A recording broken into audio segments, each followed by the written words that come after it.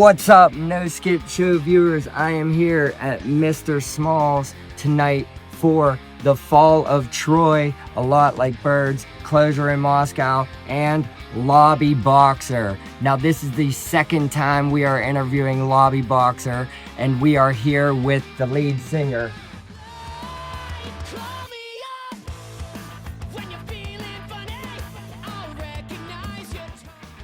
Who are you and where are you from? My name's Zach. I'm from St. Louis. We're all from St. Louis and we love it there.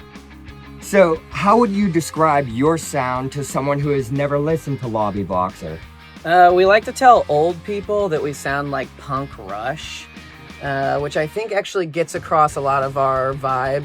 But really we're a rock band. We'd like to treat rock and roll like an umbrella, where you can kind of do whatever you want with it, and we really like to just kind of stretch that and explore heavy stuff, light stuff, comedy, serious topics, kind of whatever we want, basically. I do see the foot pedals being used in insertions of different audios used during your set, and I find that to be very fun. Yeah. You never know what's coming out of the pedal board. Yeah. At that moment. Yeah, a lot of the bands we started listening to when we formed the band, heavy pedal work, Tao Mellos, and Mars Volta, and Yes. Titus the Bear, and all that stuff. So I don't know if we are at that level yet, but you know, that definitely comes from that place. You're getting there. And speaking of all the bands that, you know, use pedal boards, what bands have influenced you over the years? And do you have any favorite bands? Yeah, I mean, right now, over the years, it's kind of gone a lot of different ways. I mean, Fall of Troy, who we're with tonight, has been a huge influence on us, of course. And Mars Volta has been a huge influence, and Andrew, our bassist, loves Omar's, all of his side projects and that sort of thing. Right now, my favorite band is a band from the 80s called Prefab Sprout. They have this album from 1987 called From Langley Park to Memphis, and it has just gorgeous arrangements and production. The songwriting and the lyricism is just unmatched. He just has such a love of life and songwriting and all that stuff. But Prefab Sprout's my favorite band right now. I can't believe it's pouring down rain right now. All right, it started raining, so we moved to do a different spot. Now, you play a different variety of tracks for this show. What goes into creating your set list, and how did you pick those songs? Yeah, so a big part of it is who we're playing with. So, you know, a type of show like this where the bands kind of lean heavier, they lean shreddier. We try and match that with some of the songs that we've written that are kind of in the similar sort of vein. But we also like to throw a few like wild card songs in there to kind of disrupt the vibe. So it's a little bit of things that match, a little bit of things that are kind of, unique for us on the bill as compared to with everybody else. And also we just like to play songs that make us smile. And yeah. Awesome. So you guys are from St. Louis, Missouri. What does your local scene mean to you, and who are some local bands that you think the No Skip Show should check out? Yeah, we really owe everything to our local music scene. When we first started, we were welcomed by a scene of people around this community called Barn Fest, which was like a local DIY music festival. And we would do all the Barn Fests, and we met so many people and bands through that. Bands these days from St. Louis that we love, our friends in Wise Disguise, our friends in Inches from Glory, and a new band who I just became friends with called Bulletproof Monk. Yeah, all great bands. Wise Disguise is sort of emo, indie, Midwest, math sort of thing. Same with Inches from Glory.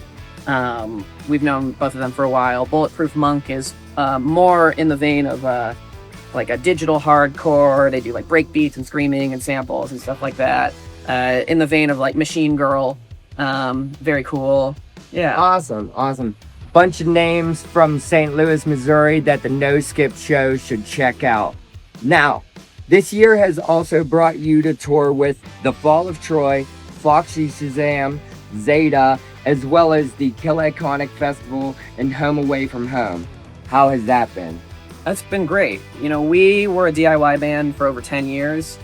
We never did anything like this, so being able to go across the country with bands of this caliber and meeting so many people is just it's a pleasure. We're forever grateful. We do not take it for granted. It's wonderful. Bands you listened to literally in high school. Yeah. And it got to be just like mind blowing every night. It is, yeah. You also joined the Fall of Troy on stage a few times. Do you during this tour? Yeah. What songs do you sing? So previously I've done FCP Remix. On this tour, I've started to do Mouths Like Sidewinder Missiles. Awesome. Yeah, awesome. Which is just so much fun. It's just, just out of world experience to just be up there with the Fall of Troy. It is.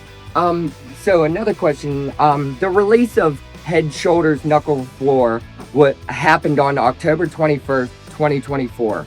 How has the feedback been for the album? And do you find fans singing the words back to you yet? Yeah, definitely. Yeah. That album was kind of the album that made us feel like we could still be a band.